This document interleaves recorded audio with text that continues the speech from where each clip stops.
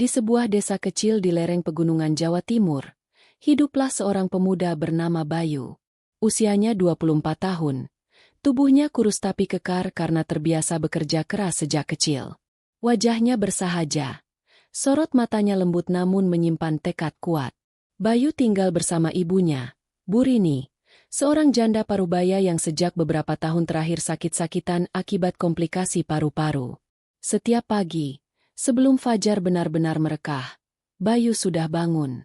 Ia menyiapkan air panas untuk ibunya, memasak nasi dan sayur seadanya dari hasil kebun belakang rumah, lalu mengecek motornya yang sudah uzur.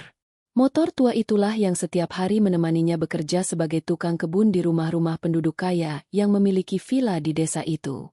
Tak jarang, setelah pekerjaan utamanya selesai, Bayu juga nyambi jadi ojek pangkalan, mengantar warga desa yang butuh tumpangan ke pasar atau ke kantor kecamatan. Hidup Bayu sangat sederhana. Rumahnya terbuat dari papan kayu, beratap seng, dan hanya memiliki 2 ruangan. Ruang utama dan kamar kecil yang dipakai bergantian dengan ibunya. Meski hidup kekurangan, Bayu tidak pernah mengeluh. Ia dikenal ramah dan suka membantu tetangga, terutama orang tua yang kesulitan membawa barang dari ladang. Di sela-sela pekerjaannya sebagai tukang kebun, Bayu sering duduk di bawah pohon besar, membaca buku-buku bekas yang ia pinjam dari perpustakaan desa. Ia menyukai buku tentang pertanian modern dan bisnis. Ia bermimpi suatu hari nanti bisa punya usaha sendiri, bisa memperbaiki kehidupan ibunya, dan membuktikan bahwa orang miskin pun bisa sukses asal mau berjuang. Namun hidup tak pernah semudah harapan. Pagi itu, saat sedang menyabit rumput di halaman rumah Pak Suryo, pemilik villa terbesar di desa itu, Bayu mendengar kabar bahwa akan ada kegiatan sosial dari kota. Sekelompok mahasiswa dan relawan akan datang untuk membantu pengembangan desa. Bayu tak begitu peduli. Ia hanya ingin menyelesaikan pekerjaannya dan pulang cepat karena ibunya sedang kambuh batuknya sejak semalam. Namun, takdir diam-diam mulai bekerja. Sore harinya, di balai desa, saat Bayu mengantar rumput untuk kambing Pak Lurah, ia melihat seorang gadis turun dari mobil putih. Cantik, anggun, berkerudung merah marun. Wajahnya bersih, senyumnya hangat. Gadis itu menyapa anak-anak desa dengan ramah, tanpa canggung sama sekali. Bayu terpaku sejenak. Siapa dia? Gumam Bayu lirih. Namanya Anissa. Jawab seorang ibu yang berdiri tak jauh darinya. Anak pengusaha kaya dari Surabaya, katanya. Ikut kegiatan sosial kampusnya. Bayu hanya mengangguk. Namun hatinya berdebar. Entah kenapa, sejak pandangan pertama, ia merasa ada sesuatu yang berbeda. Bukan karena parasnya, tapi karena cara Anissa memandang sekelilingnya. Tidak seperti orang kota lain yang biasanya enggan menyentuh tanah atau merasa jijik dengan kondisi desa. Anissa malah turun langsung membantu anak-anak mencuci tangan, mengajari mereka menyikat gigi, dan dengan sabar mendengar cerita dari warga. Ia tidak segan duduk di tikar pandan bersama ibu-ibu, menuliskan kebutuhan warga satu persatu. Semakin lama Bayu mengamati, semakin dalam rasa kagumnya tumbuh. Malam itu, di rumah kayu yang remang-remang, Bayu duduk di sisi ibunya yang tengah tidur. Di luar, angin berembus lembut, dan suara jangkrik mendominasi sunyi malam. Bayu menatap langit-langit rumah. "Bu," bisiknya, meski ibunya tak bangun. "Apa salah kalau orang seperti aku suka sama gadis seperti dia?" Ia tahu, jurang antara mereka terlalu dalam. Tapi untuk pertama kalinya dalam hidupnya, Bayu merasa ingin bermimpi lebih tinggi. Bukan hanya tentang memperbaiki hidup, tapi juga tentang cinta. Dan disinilah awal dari segalanya dimulai. Sebuah benih kecil dalam hati seorang pemuda desa, yang tak tahu bahwa kelak ia akan menghadapi penolakan, penghinaan, perjuangan, dan akhirnya kemenangan. Cerita Bayu baru saja dimulai. Sejak hari pertama kedatangan Anissa di desa, Bayu seperti menemukan semangat baru dalam hidupnya. Ia mulai menyempatkan diri setiap sore ke balai desa, bukan untuk ikut kegiatan secara langsung, melainkan hanya duduk dari kejauhan, memperhatikan Anissa yang sibuk mengurus warga. Entah kenapa, setiap gerakan Anissa selalu terlihat tulus, dan itu membuat Bayu semakin terpesona. Hari demi hari berlalu, hingga pada suatu siang yang panas, takdir mempertemukan mereka secara langsung. Saat itu, Bayu sedang memperbaiki selang air di kebun belakang balai desa. Sementara Anissa berjalan tergesa membawa galon air untuk diberikan ke rumah seorang lansia. Karena jalanan tanah licin dan berbatu, kaki Anissa terpeleset. Awe! Anissa terjatuh, dan galon air terlepas dari tangannya. Bayu yang melihat itu langsung berlari menghampiri. "Mbak, nggak apa-apa?" tanyanya panik. Anissa mengangguk pelan. Wajahnya menahan sakit di pergelangan kaki. Bayu segera memeriksa kakinya dan memastikan tidak ada luka terbuka. Lalu membantu Anissa duduk di bawah pohon. "Maaf ya, saya ceroboh banget," kata Anissa sambil tersenyum canggung. "Nggak apa-apa, Mbak. Jalanan di sini memang suka licin kalau habis disiram," jawab Bayu, kemudian menoleh ke galon yang tergeletak, lalu membawanya. "Saya anterin aja ya, biar Mbak istirahat dulu." Anissa menatap Bayu dengan tatapan baru.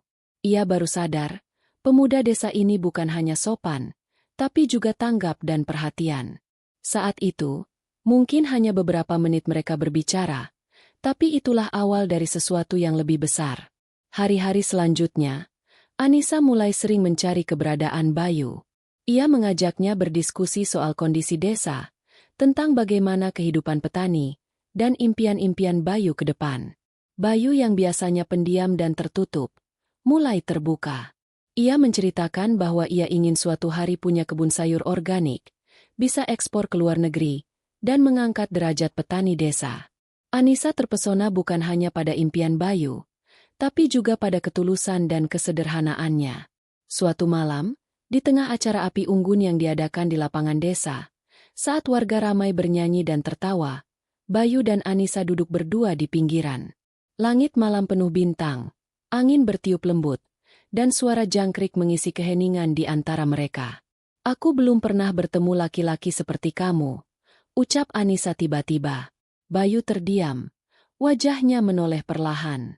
"Saya biasa aja, Mbak." "Justru itu, kamu sederhana, tapi punya hati yang besar." Bayu menelan ludah. Jantungnya berdetak lebih cepat.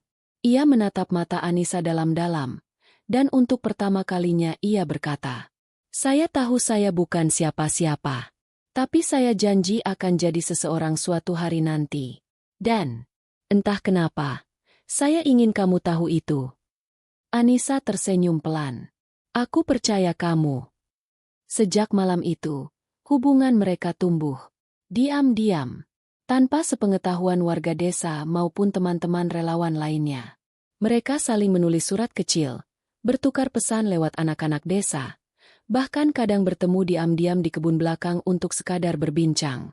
Setelah sebulan, kegiatan relawan Anissa berakhir. Ia harus kembali ke Surabaya.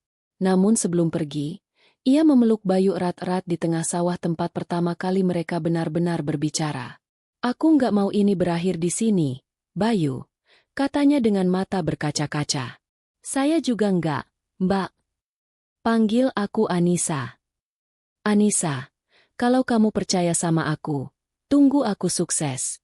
Tapi, kalau kamu siap, aku mau ngomong sama orang tuamu." Anissa menatapnya lekat. "Aku siap." Dan dengan itu, janji besar pun terucap. Janji dari seorang pemuda miskin kepada gadis dari keluarga kaya.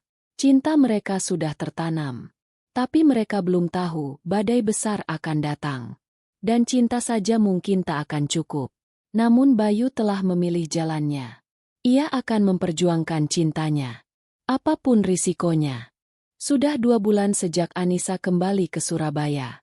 Dalam waktu itu, komunikasi mereka terus berjalan. Lewat pesan singkat dan sesekali telepon singkat saat Anissa bisa menyelinap dari pengawasan orang tuanya. Cinta mereka tumbuh diam-diam, seperti benih yang menembus tanah dengan sabar, menanti waktu yang tepat untuk mekar. Suatu malam, Anissa memberanikan diri bicara kepada ayah dan ibunya. Ia menceritakan tentang Bayu, tentang pemuda desa yang tulus, pekerja keras, dan punya mimpi besar.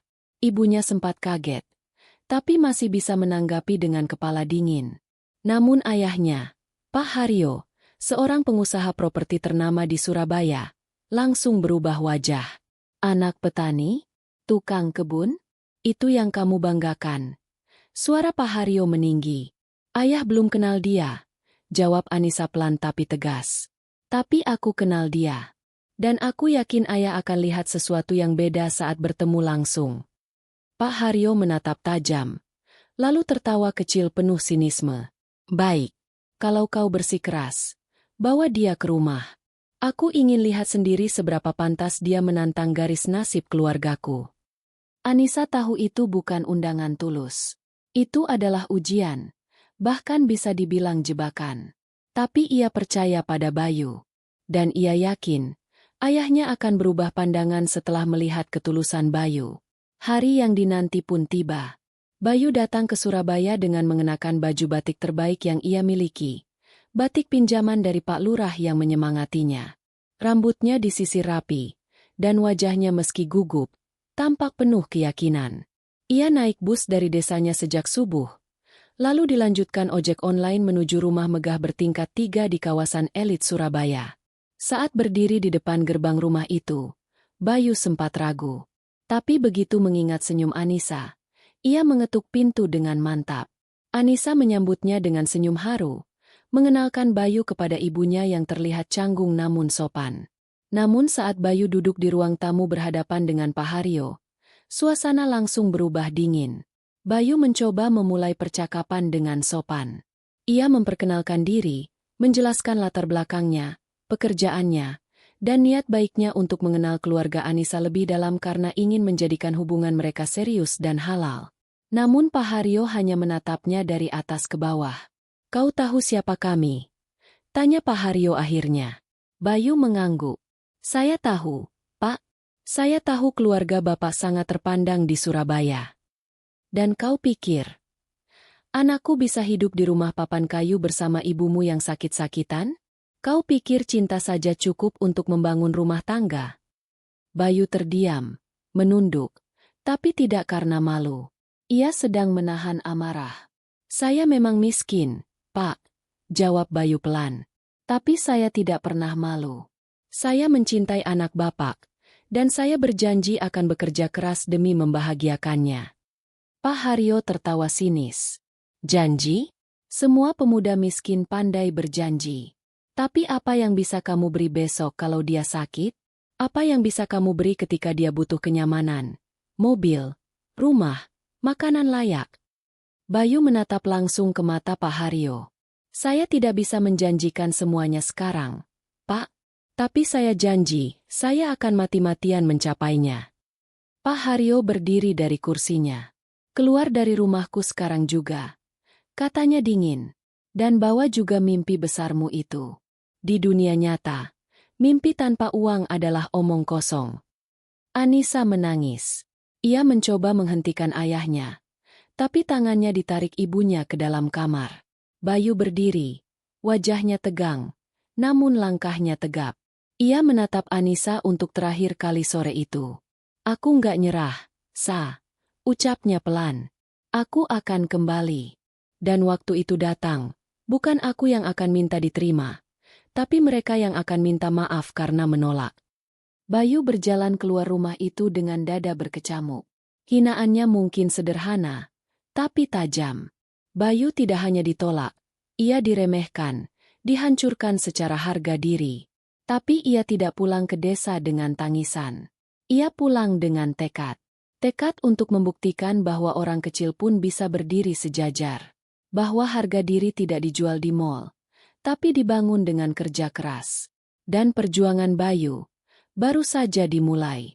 Bayu duduk di atas motor tuanya di pinggir jalan kota, menatap lampu-lampu kendaraan yang melintas cepat. Udara malam Surabaya berbeda dengan udara di desanya. Panas, penuh polusi, dan ramai. Tapi malam itu, Bayu merasa lebih panas oleh amarah dan kekecewaan. Wajah Pak Haryo terus terbayang dalam benaknya. Kata-kata hinaan itu terngiang berkali-kali. Di dunia nyata, mimpi tanpa uang adalah omong kosong. Bayu mengepalkan tangan. Tapi kali ini, ia tidak meneteskan air mata. Tidak ada ruang untuk tangis. Hanya tekad. membara dalam dada. Keesokan harinya, Bayu tidak langsung pulang ke desa. Ia memilih tinggal di masjid kecil dekat terminal. Malam itu ia tidur di lantai beralas sajadah, dan setelah salat subuh, ia memutuskan, ia akan menetap di kota, bekerja apa saja yang halal, menabung sedikit demi sedikit, dan membuktikan bahwa hinaan Pak Haryo adalah bahan bakar menuju kebangkitan. Langkah pertama Bayu dimulai dari bawah. Ia melamar pekerjaan di sebuah rumah makan Padang sebagai tukang cuci piring. Gajinya hanya cukup untuk makan dan sewa kos petak kecil di gang sempit belakang pasar. Tapi Bayu tidak mengeluh. Ia bekerja dari pagi hingga malam, membersihkan piring-piring kotor, membuang sampah, mengepel lantai. Tangannya kasar, tubuhnya kurus, tapi pikirannya terus memutar mimpi. Setiap malam, setelah kerja, ia menyempatkan diri membaca artikel di HP jadulnya tentang dunia usaha. Ia tertarik pada satu topik, hidroponik, tanaman sayur modern yang bisa dibudidayakan di lahan sempit, bahkan di kota. Ia mengingat kembali mimpinya dulu, kebun organik. Suatu hari, saat sedang mengantar pesanan makanan ke sebuah kantor startup kecil, Bayu mendengar obrolan dua karyawan yang bicara tentang program pelatihan kewirausahaan gratis dari sebuah yayasan. Hatinya langsung tertarik. Ia mencatat alamat dan informasi itu dengan cepat. Beberapa hari kemudian, dengan ragu dan penuh harapan, Bayu datang ke kantor yayasan tersebut. Ia berdiri paling awal di antrean pendaftaran, dan ketika ditanya latar belakangnya, ia menjawab dengan jujur. Saya cuma tukang cuci piring, tapi saya punya mimpi bangun kebun hidroponik. Petugas pendaftaran menatapnya dengan senyum kagum. Yang penting niat dan tekad. Kami tidak menilai dari jabatan, Mas. Bayu diterima. Pelatihan dimulai. Ia belajar tentang sistem tanam hidroponik, cara menyusun instalasi pipa, nutrisi tanaman, hingga strategi pemasaran sayur sehat. Setiap hari libur kerja, ia datang ke pelatihan dengan penuh semangat. Bahkan setelah lelah bekerja seharian, ia tetap menyempatkan diri mencatat ulang pelajaran, menonton video edukasi, dan menghubungi petani hidroponik lewat media sosial untuk belajar. Bulan demi bulan berlalu. Dengan tabungan kecil yang ia kumpulkan dari kerja keras, Bayu membeli beberapa pipa bekas, ember cat, dan rak kayu dari pasar loak. Di atap kos sempitnya, ia mulai menyusun instalasi hidroponik pertamanya. Bayam, kangkung, selada, ia tanam dengan hati-hati. Ia rawat setiap hari. Bahkan sebelum pergi kerja ia sempatkan menyiram dan mengecek nutrisi airnya. Tak disangka, hasil panen pertamanya cukup bagus. Ia menjualnya lewat media sosial dengan nama Sayur Juang. Awalnya pembeli hanya tetangga sekitar. Tapi karena sayurnya bersih, segar, dan bebas pestisida, pelanggan mulai bertambah. Ia mulai menerima pesanan dari beberapa karyawan kantor di sekitar tempat kerjanya. Bahkan seorang pemilik kafe vegan mulai tertarik membeli dalam jumlah besar. Bayu mulai memutar uangnya, memperbesar instalasi, dan mempekerjakan satu anak muda pengangguran di gang tempat ia tinggal. Ia tidak hanya tumbuh, tapi menumbuhkan. 1 tahun berlalu sejak penghinaan itu. Bayu kini dikenal sebagai petani kota di komunitas wirausaha muda. Ia diundang untuk berbagi kisah, bahkan pernah diwawancarai oleh salah satu stasiun TV lokal. Ia masih hidup sederhana, tapi kini punya tabungan, usaha sendiri, dan keyakinan lebih besar dari sebelumnya. Dan malam itu, saat ia menatap langit kota dari atap kosnya, ia membuka ponsel dan melihat pesan dari Anissa. Bayu, aku masih menunggu, tapi ayah akan menikahkanku dengan anak rekan bisnisnya. Aku hanya punya waktu beberapa minggu lagi. Bayu mengepalkan tangan, menatap lampu-lampu kota dengan tekad menyala. Aku akan datang, Sa. Kali ini bukan sebagai tukang kebun, tapi sebagai laki-laki yang siap memperjuangkan cintanya sampai akhir. Malam itu Bayu tidak bisa tidur. Pesan dari Anissa terus berputar-putar di benaknya. Ia tahu waktu hampir habis. 3 minggu bukan waktu yang panjang. Tapi bagi Bayu, itu adalah kesempatan terakhir, sekaligus pertarungan terbesar dalam hidupnya. Pagi-pagi buta, ia sudah duduk di depan laptop bekas sumbangan yayasan, menyusun proposal usaha profesional untuk mencari investor kecil. Ia tahu, untuk benar-benar mengubah nasib, ia harus berani naik kelas. Tidak bisa terus bermain di lingkaran kecil. Ia menyebarkan proposal itu ke berbagai komunitas, grup, dan email-email pemilik usaha yang ia kenal selama pelatihan. Tak sedikit yang menolak. Tapi satu hari kemudian, ia mendapat balasan dari seorang mentor bisnis, Pak Ardi, yang pernah mendengar kisahnya di salah satu seminar. Aku tertarik bantu kamu. Tapi tunjukkan bahwa kamu benar-benar serius, kata Pak Ardi lewat panggilan video. Bayu langsung mengajak Pak Ardi melihat langsung kebun hidroponiknya di atap. Meski sempit, Pak Ardi melihat ketekunan yang luar biasa. Bayu menjelaskan sistem tanam, siklus panen, hingga bagaimana ia bisa menjaga kualitas meski bermodal minim. Aku beri kamu 50 juta untuk modal perluasan. Tapi ingat, ini bukan hadiah. Ini investasi. Aku mau kamu serius. Bayu nyaris menangis. Tapi ia tahan. Ia hanya menunduk dan berjanji dalam hati. Ini langkah terakhir sebelum aku datang ke rumah Anissa.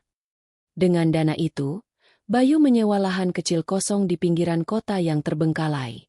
Ia dan beberapa pemuda kampung kota mulai membersihkannya, membangun rumah tanaman sederhana, dan menyusun sistem hidroponik yang lebih besar. Hari-hari mereka penuh peluh dan debu. Tapi di balik semua itu, Bayu mulai membangun kerajaan kecilnya. Ia memberi nama usaha barunya, Kebun Juang, kebun yang tumbuh dari penghinaan, dan dibangun dengan semangat juang. Berita tentang kebun kota milik anak desa yang dulunya tukang cuci piring mulai tersebar di media sosial. Apalagi setelah Pak Ardi membuat konten dokumenter pendek tentang kisah Bayu yang berjudul, Dari Ditolak Mertua, Menjadi Raja Sayur Kota. Video itu viral. Bayu mendapat ribuan dukungan dari netizen. Banyak yang kagum dengan ketekunannya. Bahkan beberapa selebgram gaya hidup sehat ikut mempromosikan produk sayurnya. Pemesanan membeludak. Sampai suatu pagi, saat sedang mengecek ponselnya, Bayu melihat pesan yang membuat darahnya berdesir. Ayah akan menikahkanku tanggal 3 bulan depan. Undangan sudah disebar. Aku nggak sanggup lagi. Bayu langsung berdiri. Ia menghubungi Pak Ardi, meminta izin cuti beberapa hari. Lalu ia pergi ke pasar, menjahit jas murah tapi rapi. Setelah itu, ia mengisi koper kecil dengan beberapa sayuran terbaik hasil panennya, lalu naik kereta menuju Surabaya. Sesampainya di kota, ia langsung menuju rumah Anissa. Kali ini, ia tidak berdiri di depan gerbang dengan kepala tertunduk seperti dulu. Ia berdiri tegap, membunyikan bel dengan mantap, dan saat pintu dibuka, wajah Ibu Anissa terkejut setengah mati. "Bayu?" ucap sang ibu lirih. "Permisi, Bu. Saya ingin bicara sekali lagi. Untuk terakhir kalinya." Tak lama kemudian, Pak Haryo muncul di balik tangga. Wajahnya langsung berubah masam. "Kamu lagi? Mau apa lagi? Sudah cukup kau buat anakku bermimpi kosong. Sekarang pergilah, sebelum aku benar-benar marah." Namun Bayu melangkah maju, membuka kopernya, dan mengeluarkan satu bungkus sayur segar yang disusun rapi dalam kemasan berlabel profesional. Kebun Juang. "Saya tidak datang untuk minta restu, Pak. Saya datang untuk menunjukkan bahwa hinaan Bapak dulu tidak mematahkan saya, tapi membentuk saya." Pak Haryo tampak terguncang. "Ini sayur hasil kerja keras saya. Ditanam di lahan bekas sampah kota. Dijual ke restoran sehat. Bahkan dibeli influencer. Dan semua itu, saya mulai dari cuci piring." Bayu lalu menatap mata Pak Haryo. Tajam namun sopan. "Saya mungkin belum kaya seperti Bapak. Tapi saya bisa bahagiakan Anissa dengan cara saya. Dengan tangan saya sendiri." Keheningan menyelimuti ruangan itu. Bahkan Ibu Anissa sampai terisak pelan. Terharu. Pak Haryo masih menatap Bayu. Wajahnya keras, tapi matanya tak lagi tajam. Ia melihat sesuatu yang tak bisa dibeli dengan uang, keteguhan. "Aku tidak bisa batalkan pertunangan dalam sekejap, Bayu," katanya akhirnya. "Tapi, aku juga tidak bisa tutup mata dengan apa yang kamu capai." Bayu menunduk hormat. Saya tidak butuh jawaban sekarang, Pak. Tapi tolong beri Anissa kebebasan memilih. Kalau dia tetap mau dijodohkan, saya akan pergi selamanya. Tapi kalau dia mau ikut saya, izinkan saya nikahi dia dengan terhormat. Pak Haryo terdiam lama, lalu perlahan berkata, "Tunggu di rumah ini besok malam. Aku akan panggil Anissa dan dengarkan jawabannya." Bayu keluar dari rumah itu dengan hati berdebar. Besok malam akan jadi malam penentu. Bukan hanya untuk cintanya, tapi untuk harga dirinya sebagai pria. Malam itu, langit Surabaya cerah. Tidak ada hujan, tidak ada petir. Tapi di dalam hati Bayu, badai berkecamuk. Ia duduk di ruang tamu rumah Pak Haryo, mengenakan jasnya yang kini mulai longgar karena tubuhnya semakin kurus setelah berbulan-bulan bekerja tanpa henti. Jam dinding berdetak lambat. Ibu Anissa masuk lebih dulu, membawa teh. Ia tersenyum kecil, hangat, tapi mata perempuan itu tampak bimbang.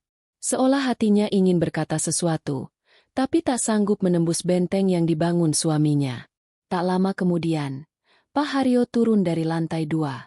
Wajahnya serius, jasnya rapi, seperti hendak rapat penting. Tapi kali ini bukan urusan bisnis. Ini tentang harga diri, keluarga, dan cinta anak perempuannya. Lalu, suara langkah kaki terdengar dari atas. Anissa muncul. Ia mengenakan gamis biru muda. Wajahnya polos tanpa riasan tebal. Tapi tatapan matanya tajam, penuh keberanian. Pandangannya langsung bertemu dengan mata Bayu. Dek, jantung Bayu serasa berhenti berdetak. Pak Haryo berdiri di antara mereka berdua. "Anissa," katanya, suaranya berat. "Hari ini ayah serahkan semua keputusan ke kamu. Pilih jalan yang kamu yakini. Kalau kamu tetap pilih lelaki yang ayah rancang untukmu, pesta akan digelar 3 hari lagi. Tapi kalau kamu masih memilih Bayu, maka sekarang juga, katakan. Dan ayah akan mundur, meski itu berat." Anissa terdiam. Ruangan itu begitu senyap. Bahkan bunyi kipas angin terdengar menggetarkan. Bayu menahan napas. Ia tidak tahu apa yang akan terjadi. Ia sudah menyiapkan diri untuk 2 kemungkinan, diterima, atau patah untuk selamanya. Anissa melangkah pelan ke depan. Ia berdiri di samping ayahnya, lalu memandang Bayu. "Aku pernah janji sama kamu, Yu," katanya pelan tapi pasti. "Kalau kamu kembali bukan dengan janji, tapi dengan bukti, aku akan ikut kamu kemanapun." Air mata menetes perlahan di pipinya. "Kamu kembali, Yu. Bukan hanya dengan bukti, tapi dengan harga diri yang kamu bangun dari nol. Aku bangga padamu." Bayu hampir tak bisa berkata apa-apa. Matanya berkaca-kaca, tapi ia menahan tangis. Di hadapannya, perempuan yang ia cintai, memilihnya. Bukan karena harta, tapi karena perjuangan. Pak Haryo menghela napas panjang, lalu duduk perlahan di sofa, seolah beban di pundaknya turun. Ia menatap Bayu lama, kemudian berkata lirih, "Aku dulu meremehkanmu. Memaafkanku tidak wajib bagimu. Tapi aku ingin kau tahu, aku salah menilai orang dari asalnya. Sekarang, aku titip anakku padamu." Bayu langsung bersujud, menyentuh kaki Pak Haryo. "Terima kasih, Pak. Saya akan jaga dia sampai akhir hidup saya." Malam itu, rumah megah itu tidak lagi dipenuhi dengan dingin dan angkuh, tapi dengan kehangatan yang hanya bisa lahir dari luka yang telah disembuhkan oleh kejujuran dan tekad.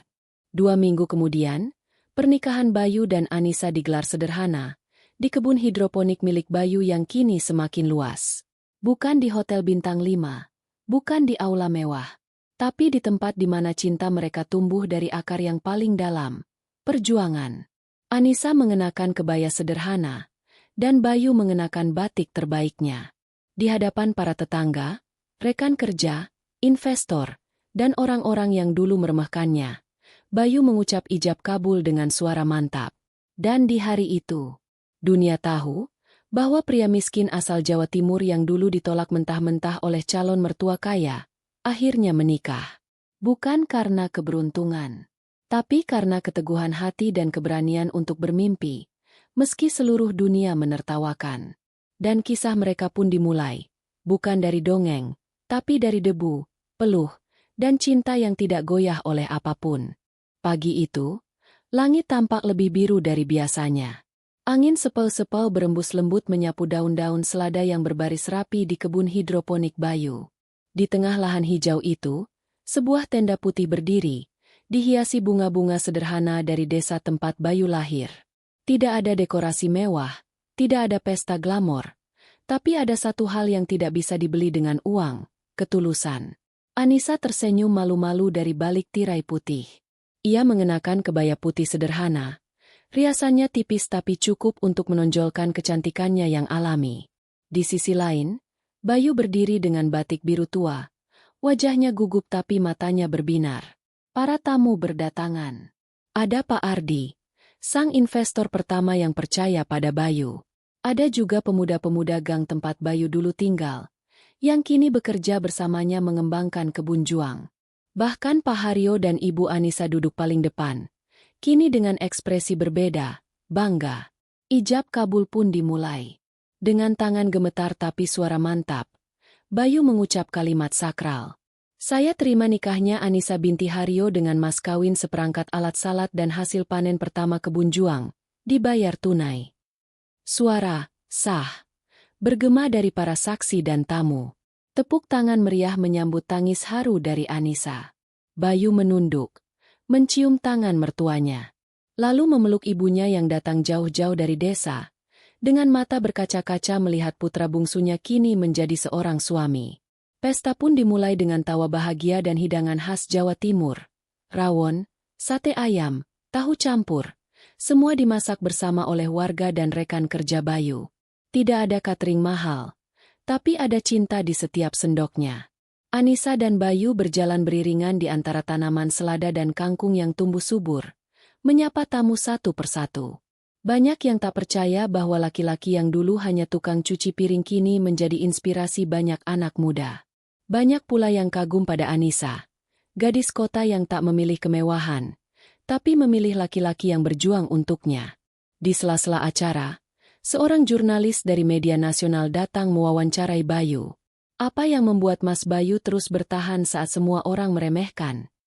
Bayu tersenyum. Matanya menatap Anissa. Lalu kebun di belakangnya. Saya nggak pernah punya apa-apa. Tapi saya selalu percaya satu hal.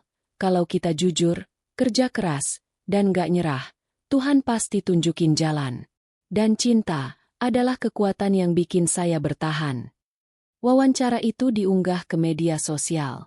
Lagi-lagi, kisah mereka viral. Komentar membanjiri unggahan itu. Kisah ini bikin aku percaya bahwa perjuangan gak pernah sia-sia. Cowok-cowok, belajarlah dari Bayu. Ganteng itu kalah sama yang kerja keras. Netes air mata nonton kisah ini. Terharu banget. Salut buat Mas Bayu dan Mbak Anissa. Hari itu, kebun juang tak hanya menjadi tempat bercocok tanam, tapi juga saksi bisu bahwa cinta sejati bukan tentang uang atau status, tapi tentang siapa yang bersedia berjuang dan bertahan, bahkan saat seluruh dunia bilang tidak mungkin. Dan malam harinya, di bawah cahaya lampu-lampu gantung yang temaram, Anissa memandang Bayu, berbisik pelan. Terima kasih sudah nggak nyerah. Bayu menggenggam tangan istrinya erat. Aku nggak bisa milih hidup yang mudah. Tapi aku bisa milih kamu, dan itu keputusan terbaikku.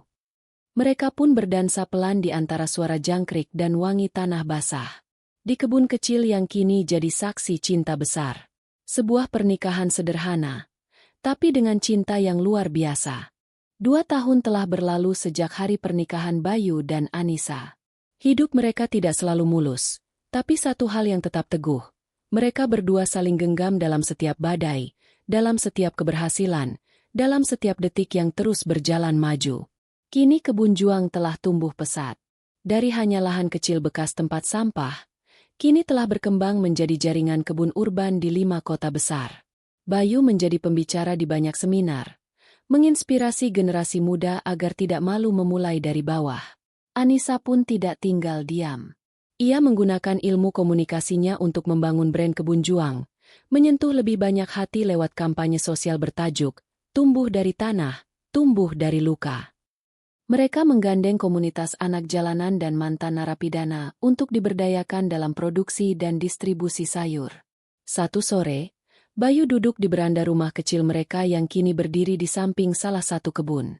Ia menatap matahari yang mulai turun, sambil menggendong bayi laki-lakinya, Rama. Di belakangnya, Anissa datang membawa 2 cangkir teh hangat. Dia mirip kamu, kata Anissa sambil duduk di sampingnya, menyentuh pipi Rama dengan lembut. Semoga dia lebih kuat dari aku, gumam Bayu. Biar dia tahu, hidup itu bukan tentang lahir dari siapa, tapi tentang jadi siapa. Anissa tersenyum, menyandarkan kepalanya ke pundak Bayu. Tak lama kemudian, suara dering telepon memecah keheningan. Bayu mengangkatnya. Di ujung sana, terdengar suara dari seorang pengusaha besar di Jakarta. Ia tertarik bekerja sama dengan Kebun Juang untuk proyek skala nasional, mengubah atap-atap gedung perkantoran menjadi kebun produktif. Bayu mengangguk, menahan haru. Setelah panggilan berakhir, ia memandang Anissa. Dulu aku cuma mimpi punya 1 rak tanaman di atap. Sekarang, kita mau hijaukan kota. Anissa mencubit pelan lengan suaminya, bercanda. Bayu si tukang cuci piring, mau jadi menteri pertanian, ya? Mereka tertawa bersama. Tapi di balik canda itu, mereka tahu, hidup mereka telah menjadi bukti nyata bahwa orang kecil bisa membuat perubahan besar, asal tidak menyerah. Kisah mereka diangkat ke layar lebar. Sebuah film dokumenter berjudul, Kebun Juang, Cinta yang Ditumbuhkan, viral di seluruh Indonesia. Sekolah-sekolah mulai mengajarkan kisah Bayu dan Anissa sebagai inspirasi bagi murid-murid yang hidup dalam keterbatasan. Dan di salah satu seminar motivasi yang digelar di kampus besar Surabaya, Bayu berdiri di atas panggung. Ribuan mahasiswa menatapnya dengan kagum. Ia mengangkat mikrofon, lalu berkata, "Kalau kamu sedang diremehkan, ditolak, atau dihina, jangan buru-buru menyerah. Mungkin itu bukan akhir. Mungkin itu justru awal yang Tuhan beri, supaya kamu tumbuh. Bukan tumbuh karena dimanja, tapi tumbuh karena dilukai, karena itu yang membuat akarmu kuat."